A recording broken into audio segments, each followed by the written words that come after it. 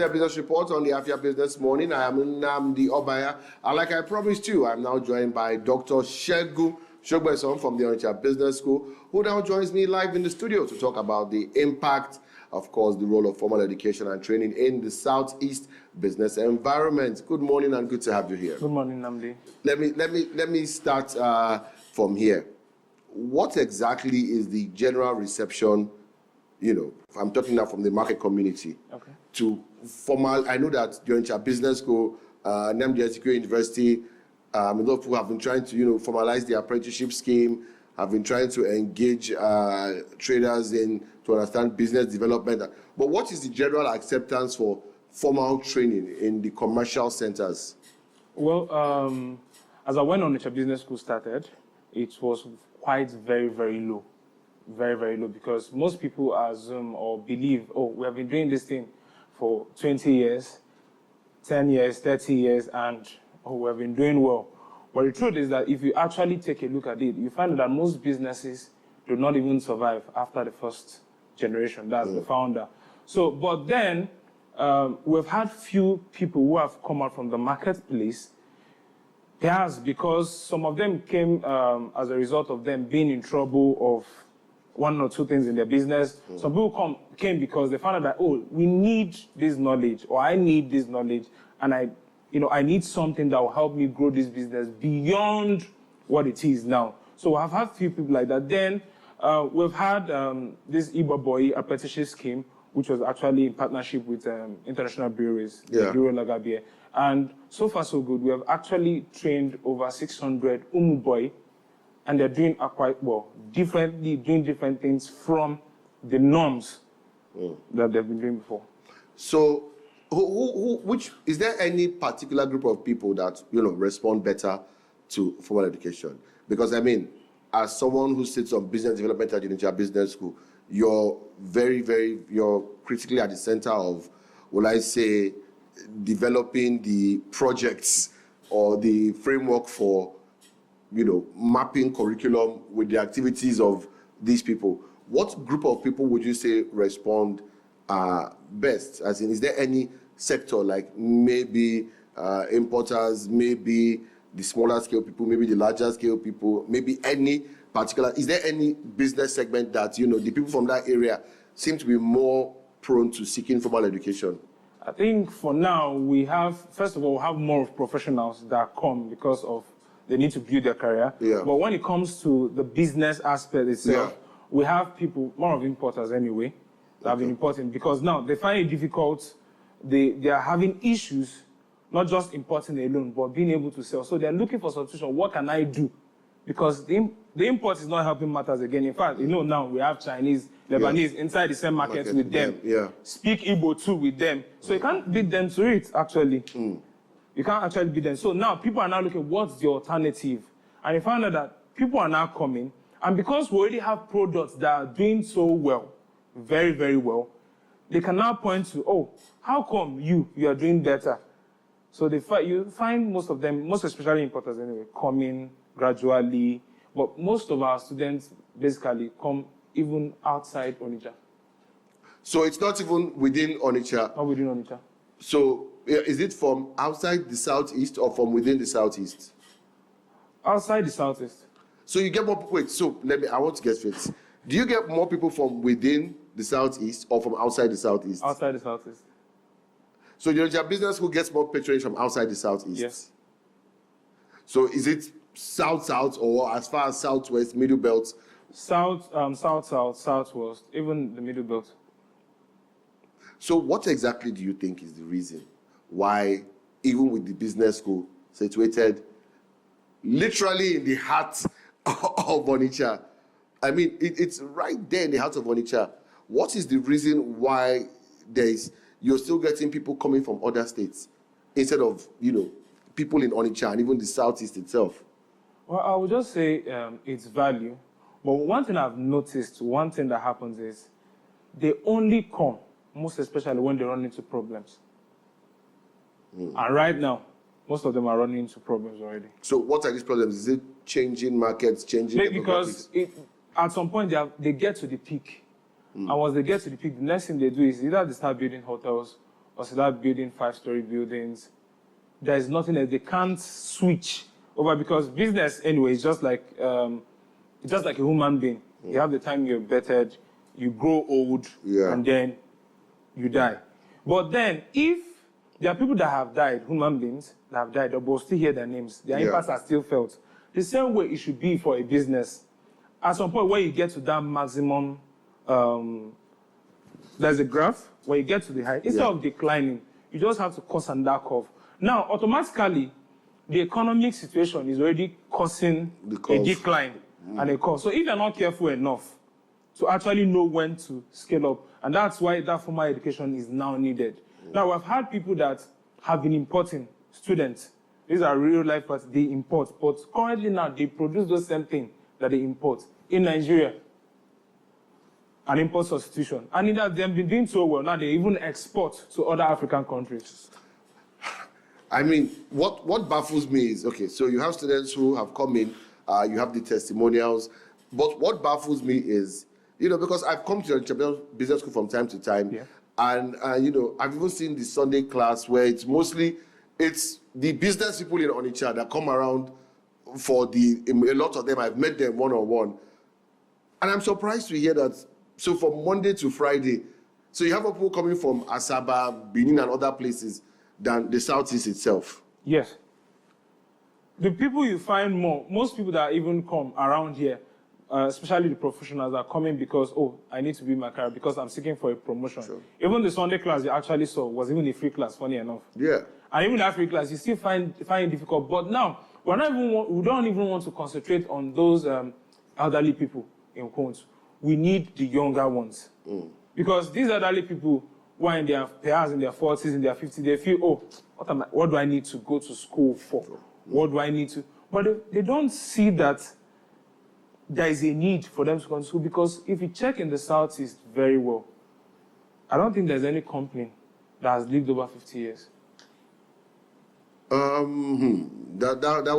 would be, it's a challenge I'll be willing to take up, you would want to think it would be transports. You'll be thinking the Izuchukwu, Ekenedilichukwu, but wondering how many are still on the road.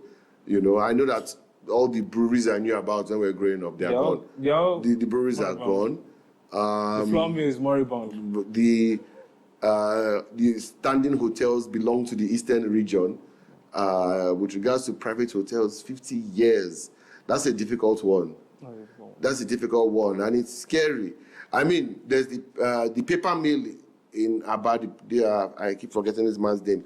The paper mill in Aba, I think it should be, I'm not sure it's up to 50 years, but it might be about that. I think if I was going to look for, I'd look in Aba. If I was going to look for a business, I'd look in Aba, or maybe in Newi. But I think there is one, now Newi, there will be one business that will soon actually get up to that 50 years. Yes. That's Kutix PLC. Kutix, okay. I think that's the only PLC company in the whole of Southeast. So now let's talk about that, because you mentioned something, and that's another thing. How many Eastern companies have actually gone public? I think just one, and that's just Kutix PLC. So we don't have any, if we are going to stock exchange, we don't have. To the best of my knowledge, so I don't this is the thing of education now and financial literacy. How is it that in the region people don't know that one of the best ways to inject capital into a business is to dilute shares and go public? Or is there something about Igbo businessmen that want private holding and don't want? Well, what do you think the reason is that businesses don't go public in this region? I think it has to revolve around, some might tell you that they are scared of having people coming in, even to partner, maybe issues arising and all that. Some people feel, I just want to own it alone, let it be me, myself, and I, and my family, and all that. But in the world we are today, you can't do that alone. You need people. Even if you still want to make it a family business, you still need people to be able to grow it. So, and if you want it to be sustainable, because that's why, yes, businesses grow, they make money in billions. Yeah. Cash flows in Onitsha. I can tell you every day, enough of cash flows. I did a little experiment one day, I think, with a former colleague, Joshua. We were counting bullion vans that were coming out of main markets, full bullion vans. And I'm not, but you've talked about the business plateau and businesses not going beyond that. So if this money is flowing there, why would anybody want to self-improve by, getting more formal education? It depends on their mindset anyway, because I've actually seen someone who owns a business, I'm not going to mention names, and said he doesn't care about his next generation. It's just about him and his wife. If he dies, whatever that happens in business, he doesn't care. And he's a very known name in Onitsha. He said just him and his wife. Anything that happens after, he doesn't care. The only few businesses that I've seen now that are now trying to structure their businesses properly, and they can enter into the few businesses now I've seen are into the hands of the second generation, some are in the hands of the third generation, but there are very few. But I mean, we've seen, particularly, I go back to transport, we've seen some heirs, turn what were decent transport companies into logistic powerhouses. Yes. We've seen that. Yes. And we've seen other transport companies look at it and say, really, we have the vehicles, we have the network, let's get into the logistics game. And we've seen more people, and that has also modernized how even the transport company operates. So, I mean, we're already saying, I'm not trying to advertise, but we've seen the likes of GIG go from being a big transporter to probably Nigeria's #1 indigenous logistics company. And if I'm to put my money on a company that will go 50 years, I think that's where my money is. I think there's one other one that would always surpass that. That will go beyond that? Yes. No, I mean, so the next person I'll think of is GEO. GEO, yes. No, GEO, because it's the same thing that's happening at But GIG. if you check very well, that's happening at GEO. you also find out that these particular companies do not have as much bosses as the others.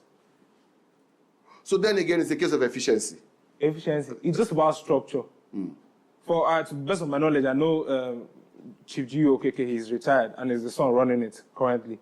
And they are doing so well. It's structured. You go there to the office. It's something you will be happy that, this is happening in the hands of the second generation. So there's a whole lot that can be done. And these things cannot happen magically. You have to sit down, learn, and keep relearning. Because the change that happens is very, very fast. Yeah. It's very, very fast. So we have to keep learning. So another thing now, because now let's even now leave the business owners alone. Yes. Because one of the issues why businesses are not going from generation to generation is that a lot of times I start a business, I'm in the market, I become a millionaire. My son goes to Canada to study medicine, my daughter goes to the US to study law. There's nobody in the family who is learning the business. And the boy working with me, give him his freedom, he's starting his own business, and my business becomes so big, but I don't have, there is no professional class. Like, we don't have a professional class to handle these businesses.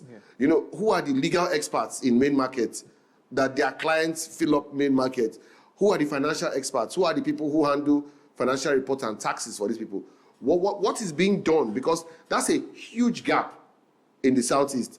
That I know professional class is what carries a business from one generation to the next generation. Because it's just a structure, a framework. It's an impartial framework that can be applied, that can be filled up by anybody with the skills. Yeah. Where is the professional class in the Southeast? Well, first of all, I also like to correct something, because most people that we call businessmen are actually just traders. No, that's what I'm saying. They are traders. They are traders. We have traders, we have the businessmen, we have entrepreneurs.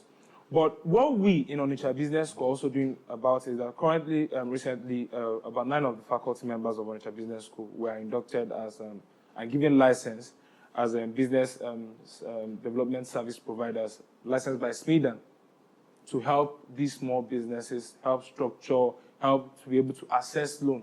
And Onitsha Business School paid for everybody, because we saw the need, that these people need this help.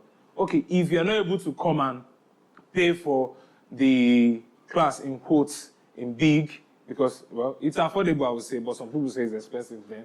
But then I guess the question of value. Value. So you have these people who you can also meet. And that's why we also have the free class on Sunday. Because we'll still discuss those things you will have to pay so much for, because for the value, and you're getting it free on Sundays. In fact, we just started the new stream. Remember, we have already graduated about 100 of them recently, and now we just started another one, about 50 of them again, and we're training them.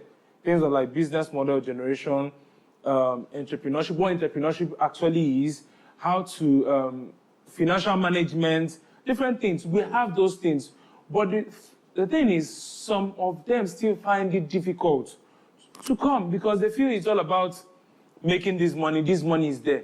But after a few years, you don't hear their names again. So it's a matter of sustainability. Your child or your ward doesn't necessarily need to come and run the business. Yeah. Structure it. They are the shareholding level. Good and fine. Get somebody who understands about the business. Put the person as an MD and still run. You're paying the person's salary, but your children still earn. But most of them, because they feel, okay, my children doesn't want it, let me continue this. And at the end of the day, when they die, the whole business dies. And that brings it back to the professional class and the fact that there seems to be a gap for that. And not just people to do it, but also the interest to get it. Because I know that it's not that we don't have SANs and great lawyers here. Yeah. It's not that we don't have a lot of great lawyers from the East. It's not that we don't have good accountants from the East. We just don't have, like, let me put it this way. If you went to Port Harcourt, the amount of oil and gas specialists, accountants and lawyers you would find hovering around there. We should have that cadre of lawyers and accountants hovering around the quote-unquote market economy. Where are they? Well, we have some of them in Onitsha Business School, actually. We have, but it's still not enough. We have in Onitsha Business School, amongst those that I was telling you, we have lawyers that they have this business knowledge because you can't give what you don't have. Yeah. Most of the times in the South, it's all about litigation, and perhaps collecting of house rent. That's what they do. But the key things that they should focus on, you can't see somebody that can focus on sustainability of businesses, structures of businesses. They can't even do it. Even international contracts. Most of what they call structure is organogram. They are two different things. Of course. Organogram is just a framework within the structure of the business. Within the structure. It's just your personnel structure. Personnel. So the structure must be there. Their process flows. Before you can get the organogram. Communication flows. Financial flows. So there's so much. But on a final note, I know I dragged you from a very prestigious assignment. I know. I don't know. I think how soon will I be calling you Prof? By the way, I just wanted to ask. That's left for the we're looking forward to that. I think the funny part is we might have a situation where maybe you might even be my PhD supervisor. Well, that would be nice. I worry already. So all these questions I've been asking now, I'll have to put my money where my mouth is. Perhaps maybe you can also do maybe your project, your dissertation topic could be on this line we're discussing right now. I mean, no, so if I'm to be honest, like, I always talk about gaps. One gap I've seen that I would like to talk about is the fact that we don't have proper business communication. Yes. There is no business communication model for what we do in the Southeast. We seem to work based on instinct and gut feeling. Yes, that's what exactly happens. You can't bring a book that somebody can read and see the steps to become. So my question is, it just dawned on me. So it means that people like Koscheris are not public. I don't think. Is he public? I don't think. Is Nest Oil public? I don't think. I don't think so. I don't think Autoese has any interest that is public. So the biggest is that because I'm looking at the stock exchange every morning and thinking, when I'm looking at close of business for the day, I don't see it. And that's a big worry. But then people like Koscheris don't even have, because his business is properly structured anyway. It's properly structured. I don't think he does anything in operations anymore now. No, he's a full-time preacher. He's a full-time preacher so now. It's well structured. I found that even most of these people who are from the South is that actually doing very well are not within the Southeast. Which is another topic we'll have to talk about on another day. But let me not delay you too much. Thank you so much for being here this morning. Dr. Segun Sogbesan, you want to go and visit him and go to Onitsha Business School. Also have a chat with Professor Sogbesan. I'm looking. It's been too long.